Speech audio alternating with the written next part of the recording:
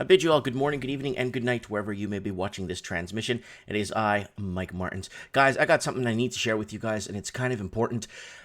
The supply chain, the food supply chain, the food processing, packing supply chain. It's a fragile line right now, from distribution to setting up the logistics to distribution to getting it on the shelves. There's a lot. It's a conveyor belt of things. A lot of people don't know how much is involved when it comes to getting that food on your shelving. From the storage room in the back of the or the cold room in the back of the warehouse of the department store, being brought up front, takes humans. Robots aren't doing this yet. Humans. Now, what's happening? China billionaire undermines U.S. food supply, shuts down pork plants in multiple states. But beef packers not affected for some strange reason. This is from Forbes. The Chinese billionaire whose company owns troubled pork processor Smithfield Foods. Smithfield Foods, the world's largest pork processor and hog producer, has been making headlines for shutting down plants in all three states after a rash covey cases hit in Sioux Falls, South Dakota operation.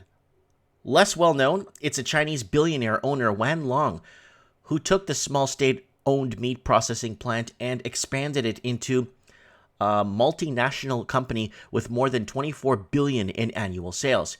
Now, the owner, Nathan's famous hot dogs and Cook's ham, is scrambling to contain one of the largest covey hotspots in the United States.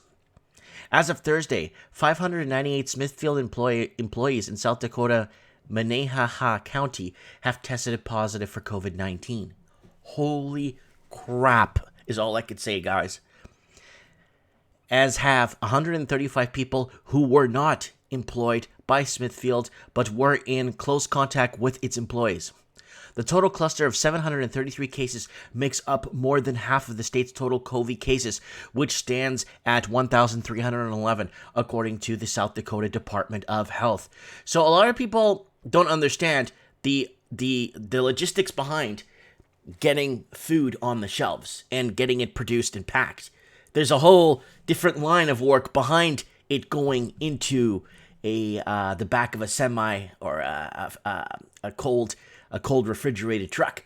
There's actually another level of processing that goes behind the whole thing. Then it goes back to the farms, and then it goes back. So you got this huge line. So is our food distribution or food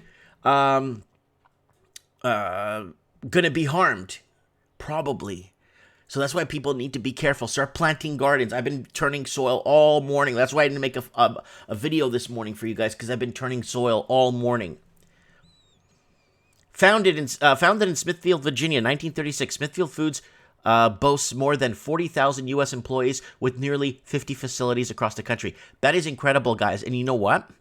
That's all private sector jobs that funds the public sector. That's a lot of work. In 2013, WH Group, formerly known as Shanghai International Holdings, purchased Smithfields for $4.7 billion, including debt. The deal valued the firm about $7.1 billion, then the largest acquisition of a U.S. company by Chinese businesses.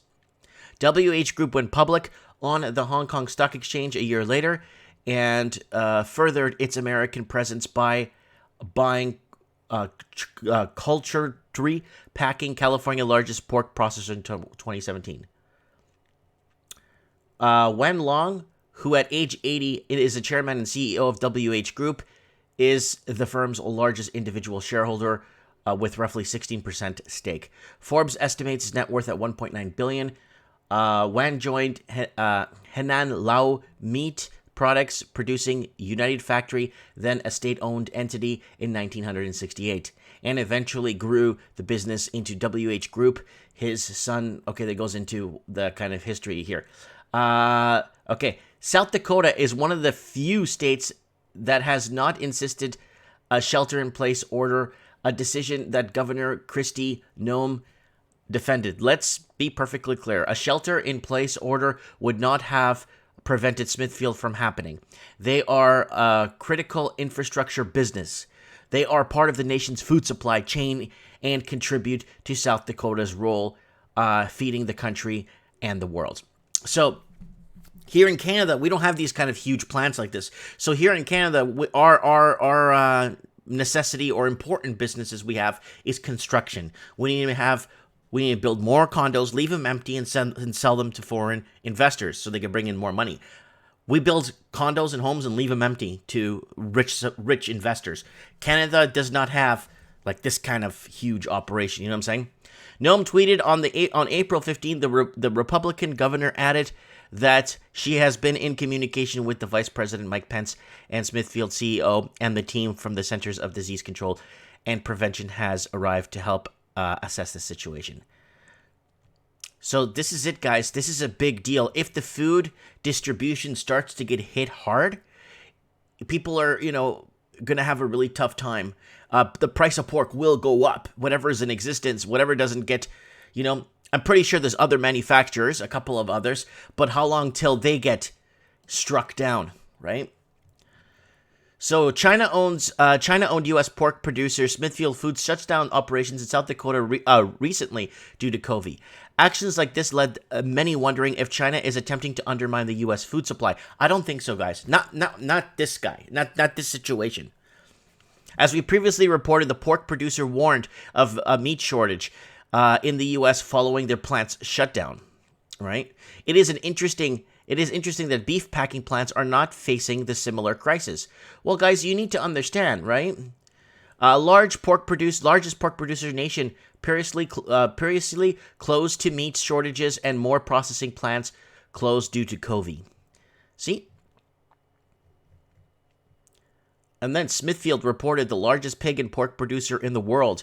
While the company is an iconic American-based in the U.S., it was bought by Chinese. We discussed that.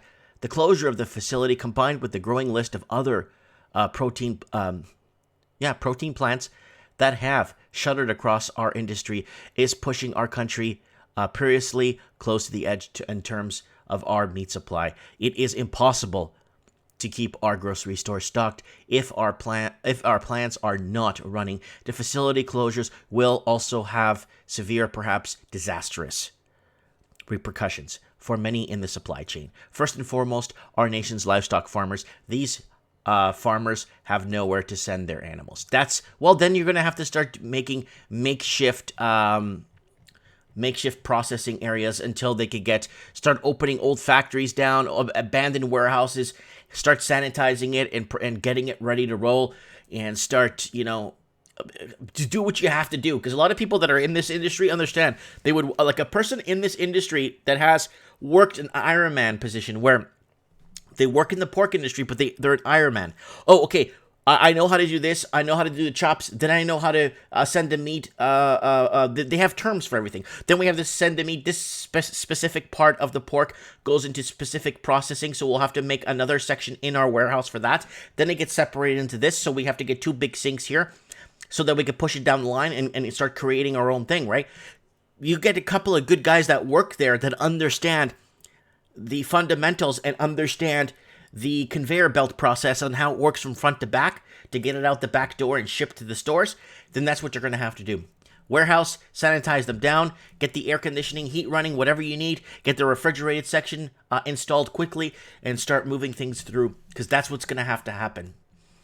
Anyways, guys, let me know what you guys think in the comments below, guys. If there's a will, there's a way. Just like any other plant that opens up, you need the motivation, the money, the skill. Skill is more important, because without skill, you're going in there blind, throwing money at everything and trying. Look at our politicians. They just throw money at everything because they have no skill and understanding on how to retrofit or fix anything without using money.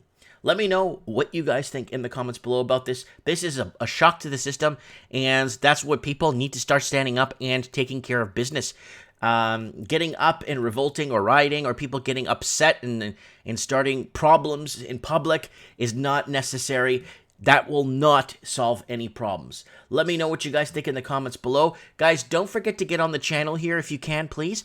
Don't forget to set your reminders for trends in the housing market this Wednesday. Mike in the Night next Saturday. The Riddle, that's a good one. That's a good episode.